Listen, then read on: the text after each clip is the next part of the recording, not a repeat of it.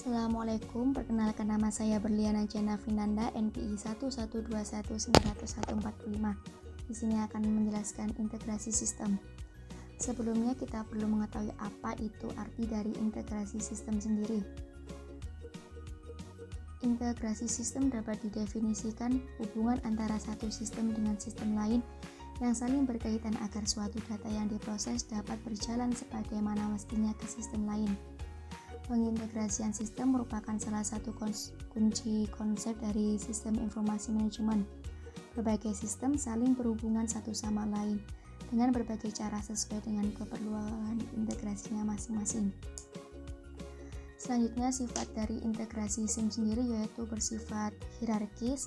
Pada tingkat transaksi akan memberikan masukan data kepada sistem tingkat manajerial atau sering pula dalam arah sebaliknya. Interaksi hierarkis adalah yang paling banyak diidentifikasi dan diintegrasikan karena manajer mengetahui bahwa informasi harus diringkaskan menurut jalur hierarki. Di samping sistem yang bersangkutan ada di bawah satu garis komando, dan karena manajer dalam bidang fungsional akan lebih banyak mengetahui data apa yang ada di dalam sistemnya daripada yang berasal dari luar wewenangnya masing-masing.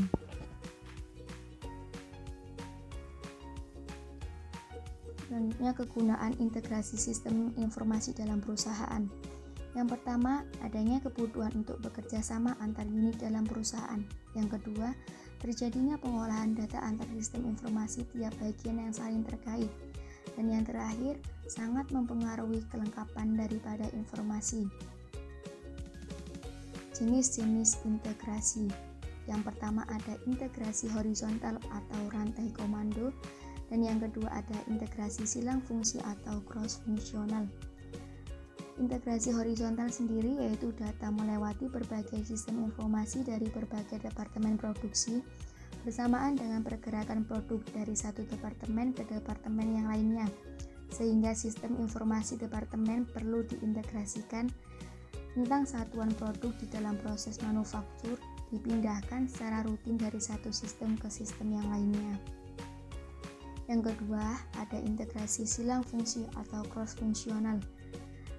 Integrasi ini sendiri melibatkan sistem informasi yang saling berkaitan dengan berbagai bidang fungsi.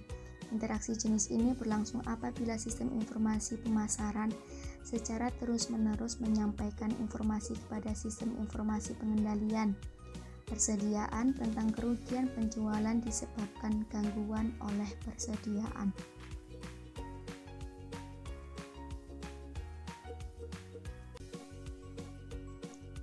Selanjutnya ada metode membangun integrasi sistem. Metode membangun integrasi sistem yang pertama ada vertical integration, yaitu proses mengintegrasikan sub-sub sistem berdasarkan fungsionalitas dengan menghubungkan sub-sub sistem yang sudah ada tersebut supaya bisa berinteraksi dengan sistem terpusat dengan tetap berpijak pada arsitektur subsistem yang lama. Dan yang kedua ada metode star integration. Metode ini sendiri proses mengintegrasikannya dengan cara menghubungkan satu subsistem ke semua subsistem yang lainnya.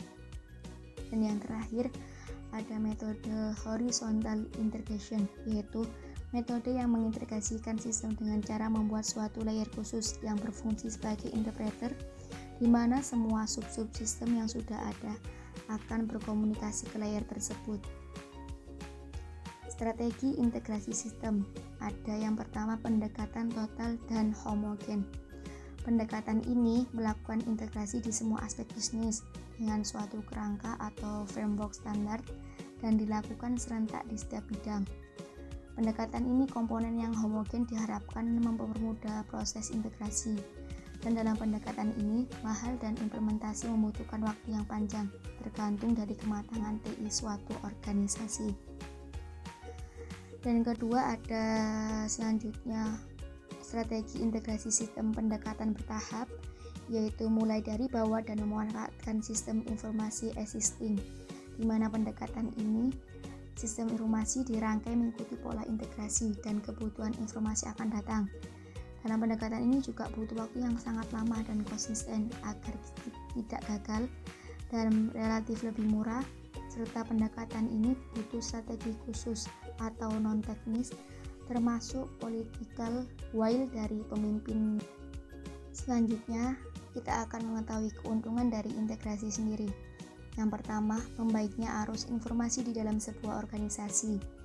Yang kedua, keuntungannya yaitu mendorong manajer untuk membagikan informasi yang dihasilkan oleh departemennya agar secara rutin mengalir ke sistem yang lain. Dan selanjutnya, contoh implementasi integrasi sistem. Contohnya itu dalam sebuah perusahaan yang bergerak di bidang industri semen. Bagi manajemennya, bentuk informasi dan alur pasoknya harus tergabung sebaik mungkin karena bisa mempengaruhi segalanya. Distributor perusahaan ini tersebar di berbagai wilayah, sehingga butuh metode yang tersentralisasi agar setiap orderannya bisa terpenuhi sebaik mungkin. Maka dari itu dibutuhkan tenaga IT yang bisa mengintegrasikan semua data, informasi secara profesional dan sesuai kebutuhan. Dengan kebijakan, manajemen, dan teknologi yang mendukung, tim IT perusahaan ini bisa mewujudkan tujuan perusahaan, menerapkan platform sistem terbaik sebaik mungkin sehingga terjadi beberapa perbaikan dan peningkatan penjualan. Dan selanjutnya ada contoh sistem informasi pemerintahan kabupaten yang terintegrasi. Apabila ada sistem yang saling terintegrasi, administrasi perencanaan tidak perlu lagi menghabiskan kertas untuk melakukan asistensi ke pihak-pihak yang berkompeten seperti Bapeda, karena semua sudah mempunyai akses ke dalam sistem yang terintegrasi dengan baik, sehingga dapat meningkatkan efisiensi administrasi di pemerintahan, sehingga tujuannya dapat tercapai.